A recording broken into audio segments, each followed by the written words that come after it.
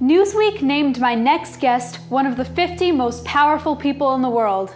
Los Angeles Times called him the world's biggest movie star. He has won the highest number of Filmfare Best Actor awards, which ties him with the legendary Dilip Kumar, both having received 8 such awards.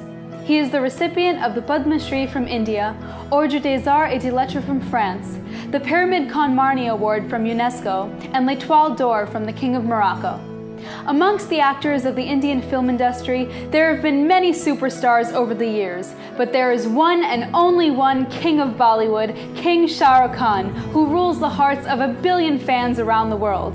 The highest, the greatest, the biggest, and before I run out of all the superlatives in my vocabulary, I'll simply say, welcome, Mr. Khan. Welcome to our program. Thank you very much. It's quite amazing to remember the name of those awards. It's so great to have you with us. Thank you. Mr. Khan, in the movie Swades, you acted the role of a NASA space scientist, and in just a few minutes, Indian-American astronaut Sunita Williams will be joining us on this program from the International Space Station, where she's currently on a mission.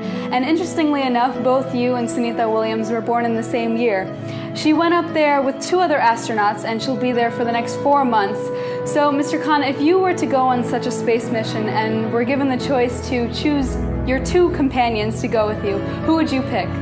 First of all, it's a great honor to be on the same program and kind of share the same airspace as Sunita Williams. Congratulations to you, and absolutely wonderful. You made us so proud. You make us so proud, and all your achievements and all the hard work that goes in it. We from the outside, I'm sure, don't even understand it, but the time it takes, the sacrifices you've made. So bless you for being so wonderful. And if I was ever fit enough like Sunita Williams to be allowed to go on a space endeavor, I would, I think now, if you ask me, I'd take my son and daughter. I find them my best friends. I also realize that I like my children. I love my children, not because they're my children, but because I have formed a relationship, a friendship with them. They're 14 and 12. And when my son was young, and I asked him what he would like to be, so he said, I would like to be an astronaut at night and a football player in the morning. So I think that would get fulfilled if I take him. And Suhana has to come along because she has to. She likes all things pretty, and I hear from people who've been out there in space, and that space is beautiful. So yeah, those are the 2 companions I would take with me. Absolutely, that's a good choice. And you know, when you're up there in space for 4 months in the same area, away from friends and family and the whole world, it can get, you know, repetitive and lonely. So if you were to take 2 movies with you to entertain yourself, which 2 would you choose?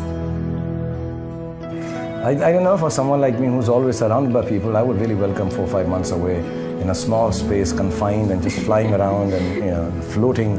That would be quite a thing. As long as, I don't know, I'll ask Sunita if we can read that, as long as I can read and use the internet. But the 2 movies I would take, I'd like to take, Indian movie-wise, I would take, I think I'd take Sholay. I think that's watchable again and again. And another Hindi film called Jaane Bhi To Yaro, which was made by Kundan Shah. I think those 2 are the Hindi choices. In terms of English movies, I would take, if the kids are coming along, I'll have to take some animation films, you know, or some anime which the boys like from Japan. So maybe Tangled, I like that movie. I thought that was very sweet. Or even the new Red Riding Hood. I thought that was a little mean and nice. So 1 movie for the kids and 1 for myself. I would take It's a Mad, Mad, Mad, Mad World. I think that's very funny. Definitely. Another very good answer. And Mr. Khan, today we're celebrating the 65th anniversary of India's independence. And I understand that your father played an active role in the independence struggle. So could you tell us a little bit more about him? Yes, if I'm not mistaken, in terms of age, he was one of the younger freedom fighters. Went to jail when he was 19 or 18, I think. And so he's told me a lot of stories of independence. So I have grown up hearing them and somehow feel extremely proud that my father was part of the freedom struggle. And that's why sometimes I'm extremely outspoken when somebody talks about my Indianness or the pride I take in being an Indian. And I feel a part of it, a very, very small, minuscule part of it was because of my dad. So I feel extremely privileged to have been born in that family and somehow to be chosen to be his son. His name was Mir Taj Muhammad, and apart from that, because all the people had taken part in the freedom struggle, so I've been brought up amidst freedom fighters, you know, some really old but very sweet, very gentle people, you know, big beards, and when I met them, they were like 70 or 60s. So I've grown up in an atmosphere of having heard a lot of talks of the freedom struggle, but mostly in a positive way.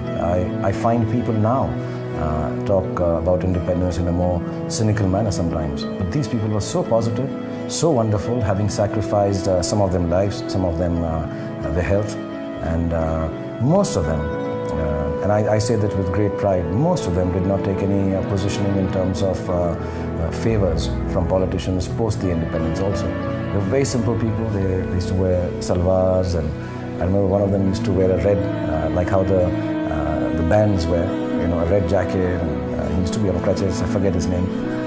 But a lot of my friends, like actually even my father's cousin, or like an elder brother, General Shanawaz, got them married. He's the part of that slogan, Lal Kile se aaye awaaz, Mangal Dhilo Shanawaz. So I've been brought up by him, his family, and so I've had a very, very close interaction with lots of people. And the stories they've told me about how they would be in jails and then dal would be given to them, and it used to be in rusted pots. So the reason was to divide the unity amongst these freedom fighters. So if you didn't take it fast enough, the rust would come and cover it, and you couldn't eat the dal after that. So they had to figure out a way, otherwise they'd be fighting like for food. And how every time they were offered freedom from jail in exchange of saying, long live the king. And so I don't hold anything against any countries anymore, keeping in mind those times of conquests. But I think these are very brave people, very strong, very gentle, and I believe very proud people. And I'm just very glad that I had to somehow spend a part of my childhood, at least till I was 15, 16. I meet some of them now. But I think I'm privileged to have been in such close touch with the freedom fighters for this country. So I feel extremely proud, not only on 15th of August, but the whole year round, the whole life that is given to us. And I think obviously the time of territorial independence is over. And now the youngsters and everyone, everywhere living abroad, all the Indians, I just tell you that, always crave and desire, because you deserve freedom of expression, freedom of speech, freedom of livelihood, freedom of basically being happy. So I believe that is a bigger freedom we should all yearn for. It's a right to be happy. So I wish for everyone that great to be part of independent India, but even greater to have the freedom to smile and be happy. So God bless you all. Indeed. Thank you for sharing that with us. That was very interesting, and I'm sure you've made all of them very proud, your father and the freedom fighters and everyone in India. You've made us all so proud. And just in closing, we have a little Independence Day trivia for our viewers. We gave them the questions at the beginning of the program, and I'm sure they're all very excited to hear you give them the answers. So here we go. Who is the architect of the Indian Constitution? Dr. Ambedkar. Yep. When was the Quit India movement launched by Mahatma Gandhi? I think 1942. Who named Mahatma Gandhi Father of the Nation? Subhash Chandra Bose. And I want to tell everyone, they allowed me to read the answers before, so it's not just by memory. So don't feel bad if you don't know a few of them. It's all right. You have the freedom of making a mistake. When was India's national anthem Jan Gan Man first sung? If I remember it correctly now, it's 1911. 27 December? I don't know the date. Yeah, exactly. Which was the summer capital of India during British rule? This I know, Simla. And lastly, who wrote the Indian national anthem? Rabindranath Tagore. Correct. Thank you so much for joining us, Mr. Khan. You've truly made this such a special program. Thank you very much. I'm sorry to keep you waiting for so long. No. But I'm in the middle of work, and here's wishing everyone a very, very happy Independence Day, and all the happiness and goodness that you can get this year and for the rest of your lives. And you're absolutely wonderful. Thank you so much, Mr. Khan. Happy Independence Day. Thank you. Thank you very much.